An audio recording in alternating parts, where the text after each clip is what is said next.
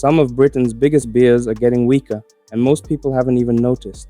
Foster's is now down to 3.4% ABV. Carling is about to follow, and several of the UK's most famous lagers now sit right on the edge of a much cheaper alcohol duty band. So we checked 8 of Britain's biggest supermarket beers to see which ones are actually worth buying and which ones are surviving, mostly because everyone already knows the logo. Some are bland, some are overpriced for what you get, and some have changed far more than the branding on the can would suggest. And number 1, it's one of the biggest selling lagers in Britain. Number 8, Coors. Coors is a perfect place to start because the branding promises something bigger than the beer itself. Mountains, ice-cold refreshment, the Rockies, a very recognizable American identity, but the mainstream Coors sold in UK supermarkets is brewed in Britain, and the current version is just 3.4% ABV. The brand's own UK website describes it as a clean and refreshing 3.4% lager, while Tesco lists the supermarket cans as brewed in the UK. The ingredient list is straightforward: water, barley malt, wheat, barley, glucose syrup, and hops. Tesco currently lists 29 calories per 100 milliliters, meaning a 440 milliliter serving would be roughly 128 calories. None of those ingredients makes Coors dangerous, and glucose syrup is not some mysterious toxic chemical. Brewers can use fermentable sugars as part of the brewing process. So the criticism isn't that Coors is unsafe, it's that after all the dramatic branding, what you're actually getting is a very light 3.4% lager, intentionally designed around refreshment and easy drinking. And maybe that's exactly what you want. But if you're looking for pronounced malt character, noticeable hop bitterness, or a long finish, this isn't where you're likely to find it.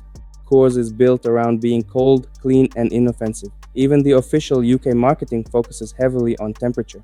Cold activated cans, cold as the Rockies, and mountain cold refreshment. That tells you almost everything about the proposition. The coldness is part of the product experience. The flavor is not trying to challenge you. And at 3.4%, it now also sits inside that lower UK alcohol duty band. So what are you buying?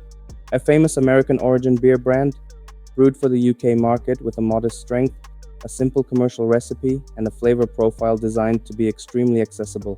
Coors isn't horrible, that's not why it's here. It's here because once you remove the mountains, the ice, and the branding, there just isn't much left to get excited about. Number 7. John Smith's Extra Smooth. John Smith's is more complicated because unlike Coors, this brand carries a very specific British brewing identity. John Smith's traces its brewing heritage to Tadcaster in North Yorkshire, where its brewery site dates back to 1758. The company also describes Extra Smooth as the UK's #1 ale. That's serious heritage, and the current Extra Smooth is unmistakably designed around one thing: smoothness. The canned and keg version is 3.4% ABV. John Smith's officially describes it as having cereal character with malt and caramel, while the widget inside the can creates the creamy head people associate with the beer. The ingredients currently listed by Tesco are water, malted barley, glucose syrup, barley, hops, hop extract, and nitrogen. Nutrition comes to 30 calories and 2.7 grams of carbohydrate per 100 milliliters. That makes a 440 milliliter can roughly 132 calories and 11.9 grams of carbohydrate. Again, there is nothing alarming about that recipe. Nitrogen is there to create the texture. Glucose syrup is a fermentable brewing ingredient. The beer contains no artificial colors or flavors according to John Smith's. The issue is what sort of drinking experience you want. If you want an extremely smooth, low-strength ale that goes down easily, John Smith's does exactly what it promises. But if you associate traditional bitter with stronger malt character, more assertive bitterness, and more obvious complexity, Extra Smooth can feel heavily softened. The nitrogen makes it creamy. The 3.4% strength keeps it light. The bitterness is restrained. Nothing is particularly aggressive. For some drinkers, that's the appeal. For others, that's the problem. So John Smith's isn't here because it's pretending to contain something it doesn't. It's here because a brand with huge Yorkshire brewing heritage now offers a supermarket flagship that is exceptionally gentle. It has the history, it has the familiar name, it has the creamy pint. What it doesn't have is much edge. And for a beer with this much heritage behind it, that can feel like a missed opportunity. Number 6, Amstel. Amstel is where you have to be very careful about which version you're talking about. The official Amstel UK website still lists the draft beer at 4.1% ABV, but the Amstel cans currently sold by Tesco are 3.4% ABV. So if you order a pint in a pub and buy a multi-pack in a supermarket, you may not be drinking the same strength product. And we're ranking the supermarket version. Tesco's current 440 milliliter Amstel can lists water, malted barley, glucose syrup, barley, hops, and hop extract. It contains 29 calories and 2.6 grams of carbohydrates per 100 milliliters. That works out at roughly 128 calories and 11.4 grams of carbohydrate in a 440 milliliter can. The branding still leans heavily on Amsterdam and the beer's Dutch origins. Tesco describes light citrus, subtle herbal hop flavors, a honey malt aroma, and a clean finish. But the packaged UK version is now only 3.4%. And here's where the duty system becomes relevant again. At 3.4%, packaged beer falls into the £9.96 per litre of pure alcohol band. Move to 3.5% or above, and the standard packaged beer rate jumps to £22.58. That does not mean we can state that tax was the sole reason Amstel's supermarket cans ended up at 3.4%, but it does mean 3.4% is a financially significant number in Britain, and the result is a strange split. The official draft product is listed at 4.1%. The Tesco supermarket can is 3.4%. For a brand built around a recognizable continental European identity, that's worth knowing before you buy it. The supermarket version is light, it's easy, it's deliberately approachable. There is absolutely nothing wrong with wanting that. But when a famous European lager reaches the point where its strongest feature is simply how little resistance it gives you, it becomes difficult to call it exciting. Amstel isn't bad because it's 3.4%. It's disappointing because the branding suggests a beer with more personality than the packaged UK version ultimately delivers. Number 5. Kronenbourg 1664. Now we get to something stronger. Kronenbourg 1664, now commonly branded as 1664 beer, is currently 4.6% ABV in the UK. So unlike the 3.4% beers below it, strength isn't the main criticism here. The image is unmistakable. French heritage, premium positioning, elegance. A brand that wants to feel like more than ordinary supermarket lager. And to be fair, the current product has more weight behind it than Coors, John Smith's, or packaged Amstel.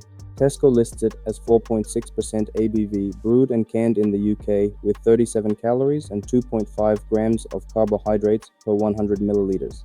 A 568 milliliter can therefore contains roughly 210 calories and 14.2 grams of carbohydrates. The ingredients are water, malted barley, glucose syrup, malted wheat, and hops.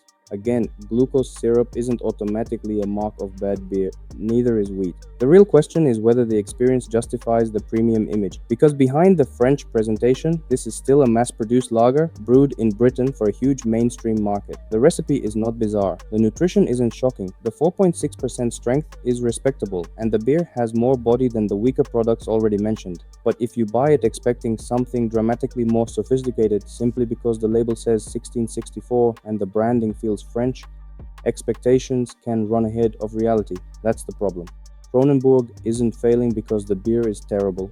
It gets trapped in the middle. It's too deliberately premium looking to be judged like the cheapest session lager, but it's still too conventional to feel genuinely special. Take away the name, the typography, and the French identity, and you're left with a competent commercial lager. Perfectly drinkable, perfectly respectable, just nowhere near as exotic as the presentation wants you to imagine.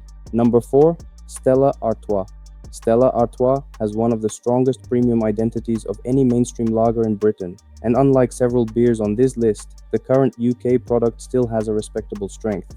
Stella is currently 4.6% ABV. The standard UK product lists just 4 ingredients: water, barley malt, maize, and hops. Nutrition comes to 39 calories and 3.2 grams of carbohydrate per 100 milliliters. That means a 568 milliliter pint-sized can contains around 222 calories and 18.2 grams of carbohydrate. A 660 milliliter bottle would be about 257 calories and roughly 21 grams of carbohydrate if the same per 100 milliliters nutrition applies. And maize itself is not a reason to call a beer bad. Adjunct grains have been used in brewing for a very long time. The criticism is about the gap between perception and reality. Stella's UK marketing presents a premium Belgian beer tradition, yet the cans sold here are brewed in the UK and contain a very simple mass-market recipe. That doesn't make the Belgian heritage fake. Stella Artois is historically a Belgian brand, but the actual product you're picking up in a British supermarket isn't some rare imported specialty beer. It's a UK brewed commercial lager, and let's be fair, Stella has more body and bitterness than many of the 3.4% lagers on this list. It's stronger, it's more distinctive. The ingredient list is actually simpler than several competitors, so this isn't a takedown of the liquid itself. The question is simply whether the premium reputation has become bigger than the beer. For many people, Stella remains a perfectly enjoyable mainstream lager. But if the gold branding makes you imagine an unusually luxurious brewing experience, the label is doing some of the work. Stella isn't terrible. It's a decent mainstream lager carrying an exceptionally confident premium image, and those are not quite the same thing. Number 3, Carlsberg Danish Pilsner. Now we reach one of the most famous beer slogans ever created, probably the best beer in the world. That's an enormous claim to attach to any lager. It's an even more awkward claim when the current British Carlsberg Danish Pilsner is 3.4% ABV. According to Carlsberg Marston's current UK product information, the beer contains 37 calories, 2.7 grams of carbohydrates, and less than 0.5 grams of protein per 100 milliliters. A 568 milliliter serving therefore comes to roughly 210 calories and 15.3 grams of carbohydrates. The ingredient list is actually one of the cleaner looking lists here. Water, barley malt, barley, hops, and hop oil. No glucose syrup, no maize, nothing especially controversial. And that's important, because we don't need to invent a problem with the ingredients. The real story is the strength and the expectation created by the brand. The UK product sits at 3.4%, exactly at the top of the lower packaged beer duty band. That means the applicable standard duty rate is £9.96 per litre of pure alcohol, rather than £22.58 for beer from 3.5% to 8.4%. Again, that financial difference is real. What we should not do is pretend it proves the company's entire motivation by itself. What we can say is that the current strength has a substantial tax advantage under Britain's duty system. And then there's the slogan, probably the best beer in the world. Carlsberg can describe floral hop aroma, malt character, and refreshment. Some people genuinely enjoy exactly that style of light pilsner. But that slogan creates a standard almost no mainstream supermarket lager could realistically meet. That's why Carlsberg reaches number 3. Not because it contains anything alarming, not because 3.4% beer is inherently bad, and not because nobody likes it. It reaches number 3 because the gap between one of the biggest promises in beer advertising and the modest reality of the current UK product is almost impossible to ignore. It's a light 3.4% lager. That's fine, just maybe don't ask it to carry the weight of being probably the best beer in the world. Number 2, Foster's. Foster's is where the weakening trend becomes impossible to miss, because this one has definitely changed. Foster's officially confirms that from February 2026, its lager moved from 3.7% ABV to 3.4%. Older 3.7% stock may still appear, but the new formulation is 3.4%. The old 3.7% product contained 33 calories per 100 milliliters. The new 3.4% product contains 30. So the beer hasn't just moved on paper, the official nutrition information changed with it. The current recipe is water, malted barley, glucose syrup, barley, hops, and hop extract. It contains 2.7 grams of carbohydrates and 30 calories per 100 milliliters. A 440 milliliter can therefore contains about 132 calories and 11.9 grams of carbohydrate. Foster says the new version reflects evolving consumer preferences, and the company is entitled to make that case. What we can verify independently is much simpler. The beer went from 3.7% to 3.4%, and 3.4% qualifies for that dramatically lower packaged beer duty band. That doesn't automatically mean the new Foster's tastes worse. Alcohol percentage and flavor aren't the same thing. A skilled brewer can make excellent low-strength beer, but Foster's has always sold itself as easygoing, uncomplicated refreshment. When an already light mainstream lager loses another 0.3 percentage points of alcohol, people are naturally going to ask what they're getting in return.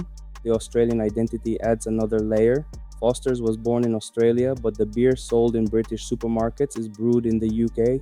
That's not unusual for global beer brands. It isn't deceptive by itself, but it does mean the sunny Australian image and the liquid in your British can are two different parts of the marketing story.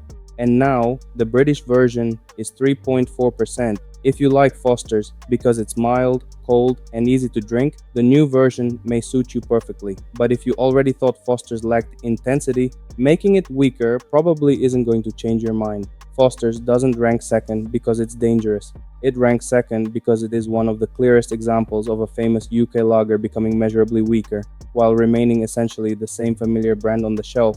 And finally, number 1, Carling Original. This is the most interesting beer on the list because as of August 2026, the transition hasn't fully happened yet. The Carling Original, widely sold in UK retail, is still 4.0% ABV. Current retail listings show the familiar recipe: water, barley malt, barley wheat, glucose syrup, and hops. Nutrition on existing 4.0% packs is around 32 calories per 100 milliliters, so a 440 milliliter can is roughly 141 calories. And Carling isn't some irrelevant budget lager.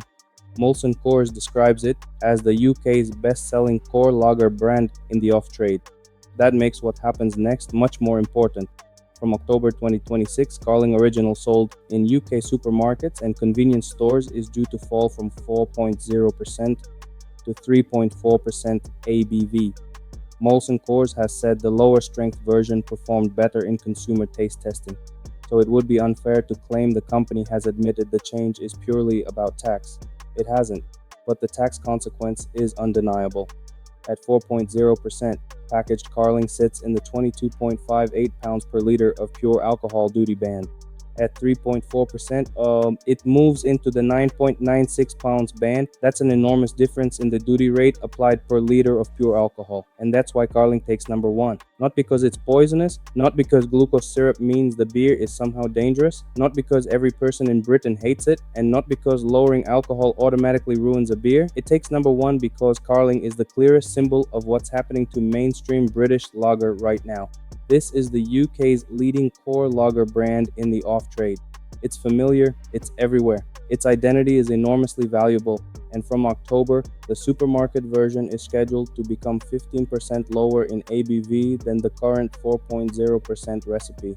The branding will still say Carling, the can will still be instantly recognizable, the consumer will still see one of the biggest beer names in Britain, but the product inside will be weaker.